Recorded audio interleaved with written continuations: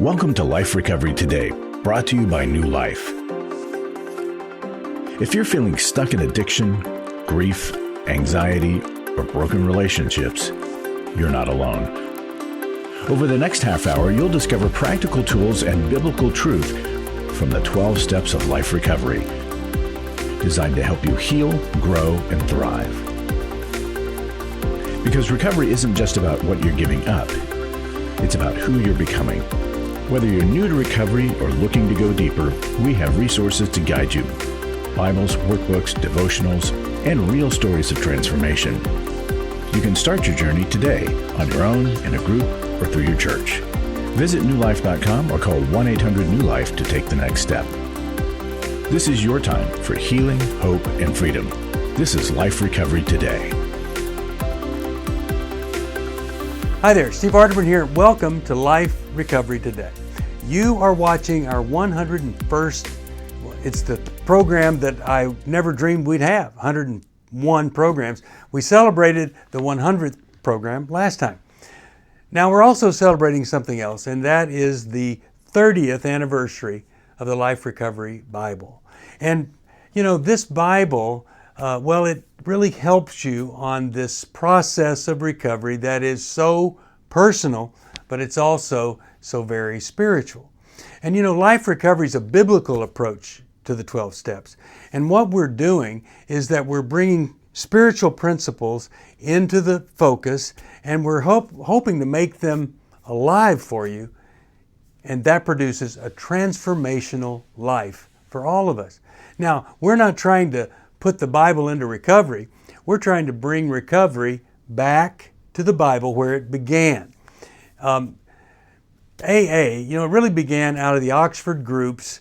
Those were meeting in the early 1900s, and they were really about change. And they were kind of, you could even say, like the first recovery groups. And they were changing people's lives. It was like a big step from hearing a sermon to sitting down and dealing with whatever it was you're dealing with. Well, Bill Wilson attended a meeting after he got out of the hospital, and when he went into the hospital, that's where his last drink occurred. And so he was really involved in those Oxford groups. Well, he traveled to Akron, Ohio in 1935, and he met Dr. Bob. Dr. Bob was struggling with alcoholism, and so he began attending meetings, the Oxford groups there, with Bill Wilson. And their partnership eventually led to the beginning of AA. They say nobody invented Alcoholics Anonymous. It just grew by the grace of God. In the very last speech that Dr. Bob ever gave, he also said, we didn't invent the 12 steps. He said we got them out of the good book, especially the book of James, the Sermon on the Mount, and the Beatitudes, and 1 Corinthians 13. Well, the Oxford groups had 4 absolutes. And in this segment, I want to share with you about those 4 absolutes. They were principles that were accepted by the Oxford groups. And then if you think about it, or they said if you would think about it, you could maybe capsulize all of the teachings of Christ in these 4 absolutes. And it doesn't matter whatever you're struggling with. I mean, everybody can benefit from these absolutes.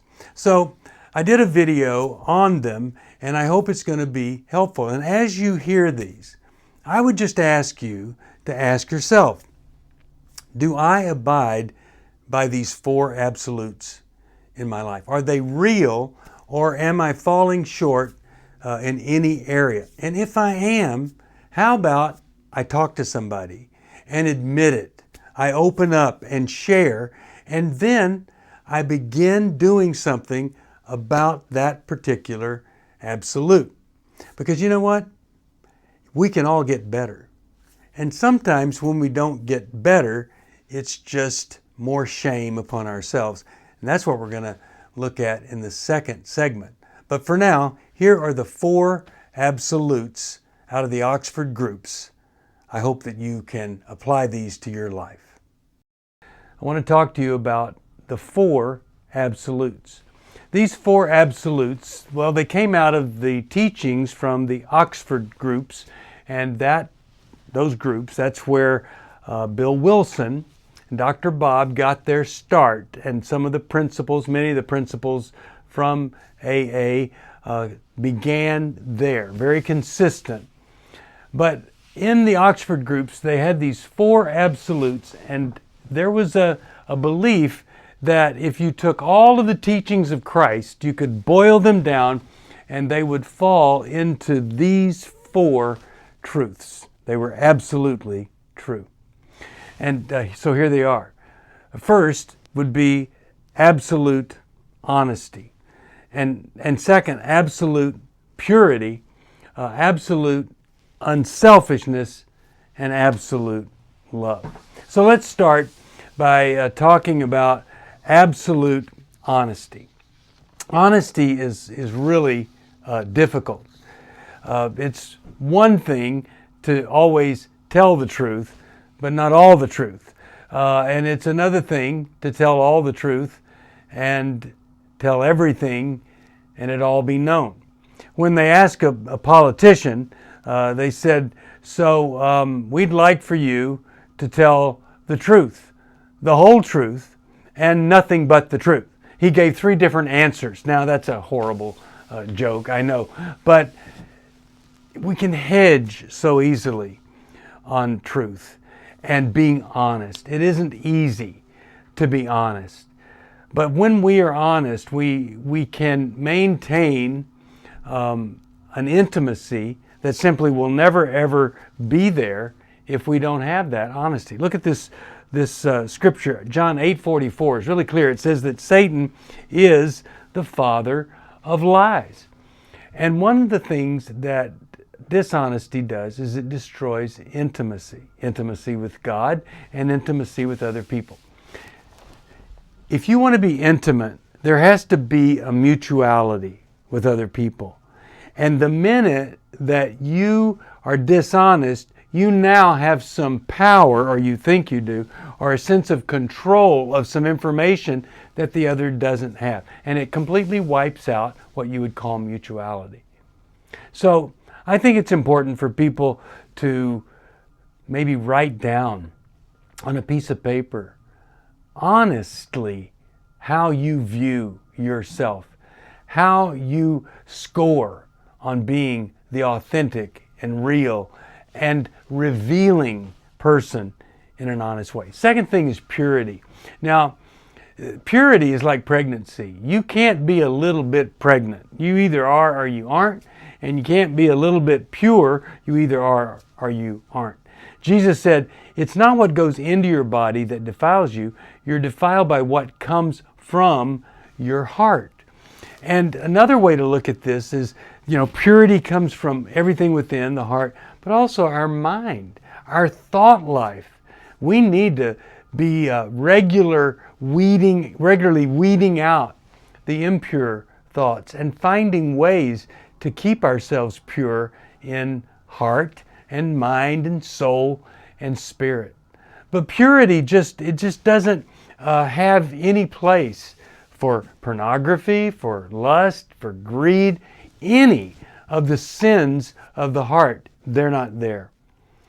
You know people that have a pure spirit. You know people that have a godly spirit.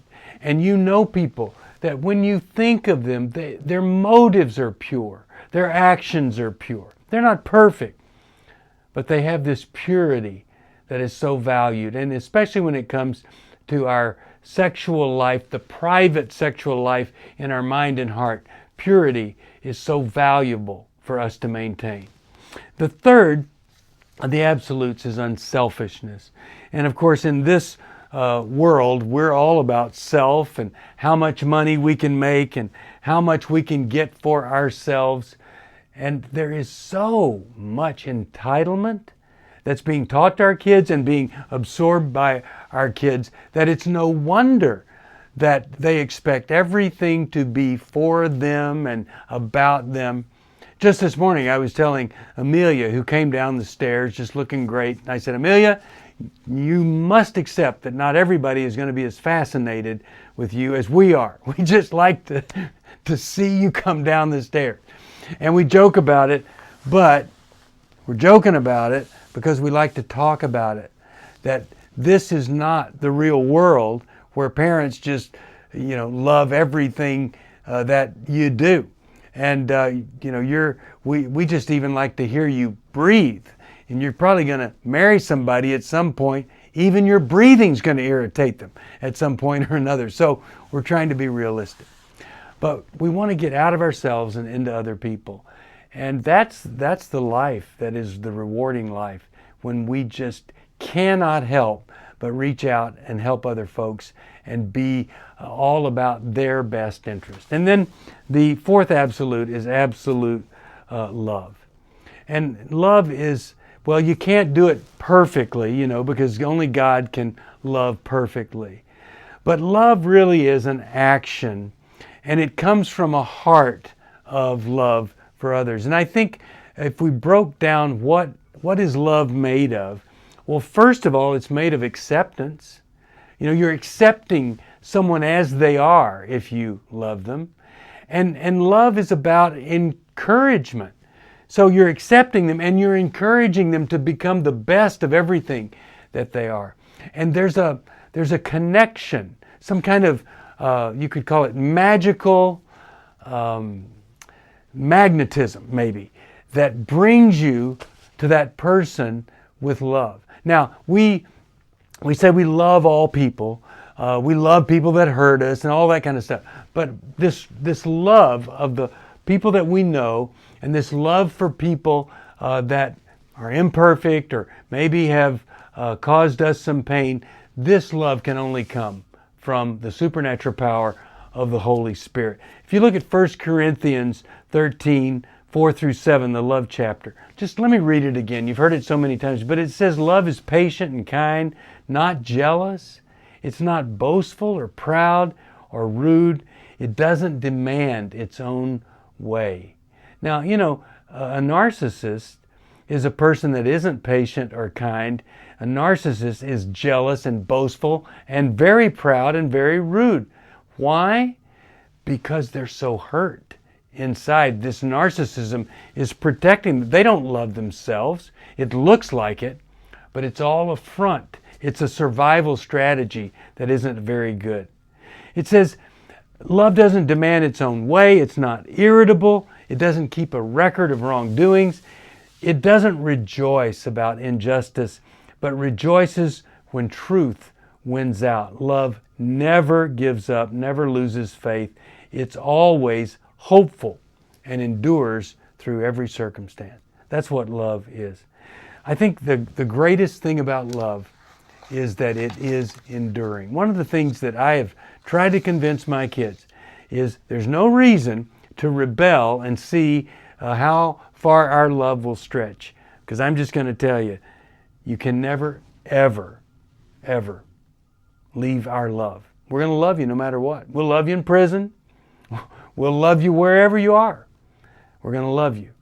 And I really believe that that is true. We're going to endure with them no matter what. And out of our love, we're trying to help them to leverage today toward tomorrow. Learn stuff today so you get the tomorrow you want. Save money today, you don't spend it all, you get a future with some financial stability. Don't express every emotion, don't do everything that feels good, and you end up with an emotional stability in the future. Today is an investment, or not, in the future. And that's what love is all about. We pour love into another person so that their future can be the very best that it can be. Because if you don't feel loved, you're not going to have much of an enjoyment in whatever future you have. Are you going through your struggles alone? Do you want someone to talk to help you through your pain? Do you feel like a failure when you relapse again, telling yourself, next time will be different? Don't walk this path alone anymore. Join a life recovery group today and be a person that your friends and family can be proud of. God created us to be in community, and we believe everyone can benefit from a life recovery experience. There are life recovery groups all over the country, and if there isn't one in your area, we can help you start one. Life Recovery brings recovery to you, right where you are. You'll take a journey with others to find healing and freedom. Whether you're looking to join a group or start one, New Life Ministries is here for you. Visit newlife.com/groups or call 1-800-NEW-LIFE. It's hard to find a trusted friend when you're in crisis. Someone who's been there and understands, but who also has the training and skill to give you practical help. Family, friends, and churches want to help, but often they're not equipped to care for those dealing with problems like addiction and pornography, infidelity, anger, depression. New Life Ministries is here to provide help and hope in life's hardest places. We're not focused on making people feel better. We're focused on helping people do the work that will help them be better. At New Life, we have resources available to help you, like books, DVDs, CDs, workshops, and our network of licensed counselors.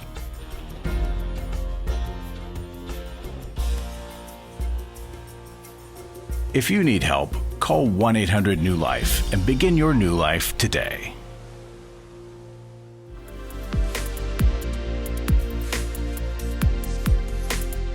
Welcome back. Well, as you heard, the 4 absolutes can become your way of life.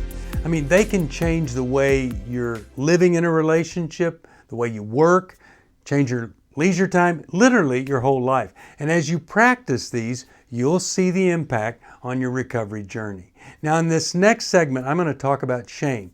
And the challenge in recovery is to learn to go without the drug of choice.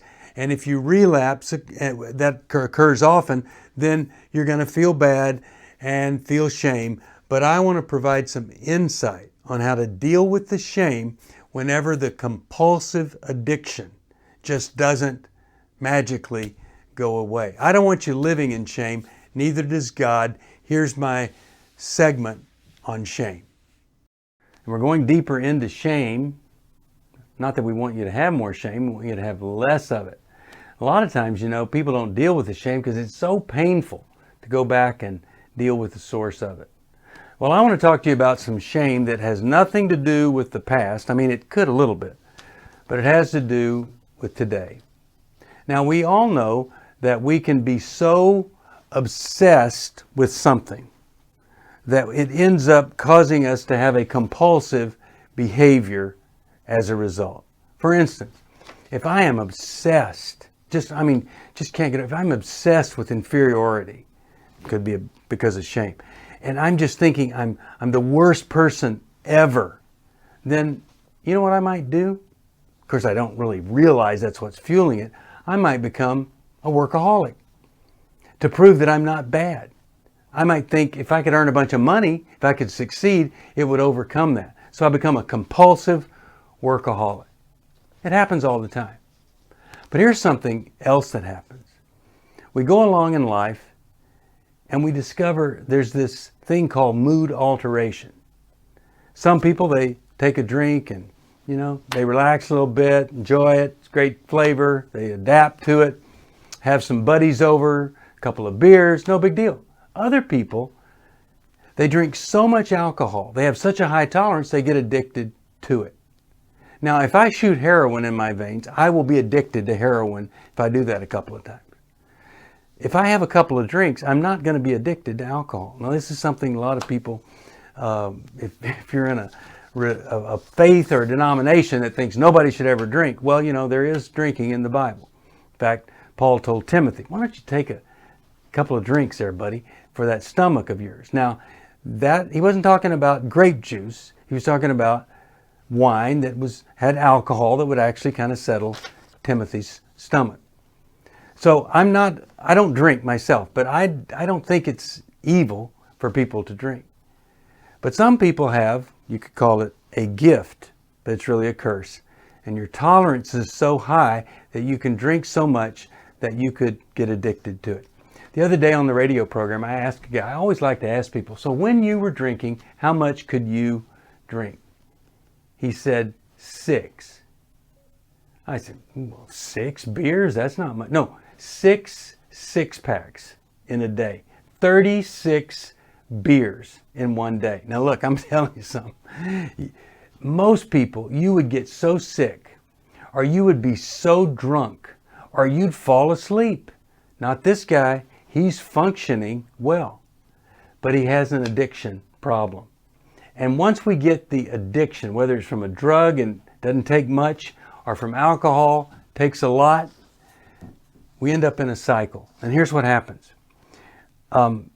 We start using this mood-altering chemical because maybe we just want to numb things out.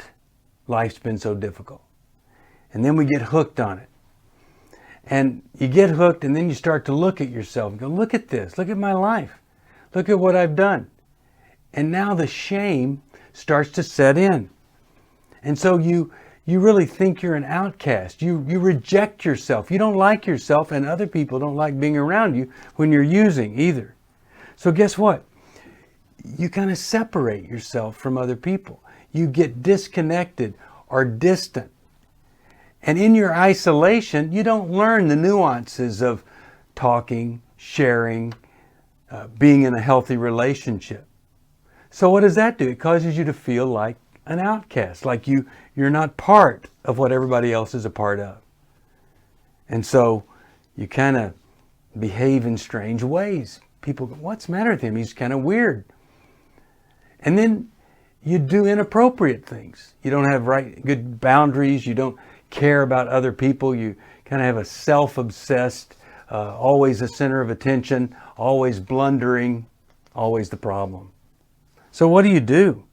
Well, all of that results in shame. What do you do with shame? Go back to your drug or your alcohol and try to numb it down. And it just gets worse and worse until you reach that point where you finally, what we call, hit bottom, where the pain of staying the same becomes greater than what you would imagine the pain would be of getting better, of giving up whatever it is that you're dependent on or addicted to, and then living life free from it. Now, I've worked in alcohol and drug treatment since 1977, and I've seen some guys that, they could not go an hour without putting alcohol in their system. They were so fragile. I understand how difficult it is to give something up. One of the greatest Christians in this world, Johnny Erickson, taught chronic pain. The drug fentanyl came out, and the pharmaceutical company that was selling it told all the physicians, this is not addictive, but it really helps. Johnny told me that she got addicted to fentanyl. Her doctor gave it to her. She just innocently took it. And then she got addicted to it. Said it took her a year to get off of it. What a horrible thing. So you don't have to be a bad person to get addicted. But when you do get addicted, you feel such shame, such pain.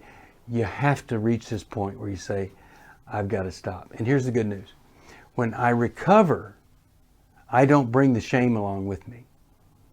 I'm truly trusting God with my future, with my addiction, with my relationships.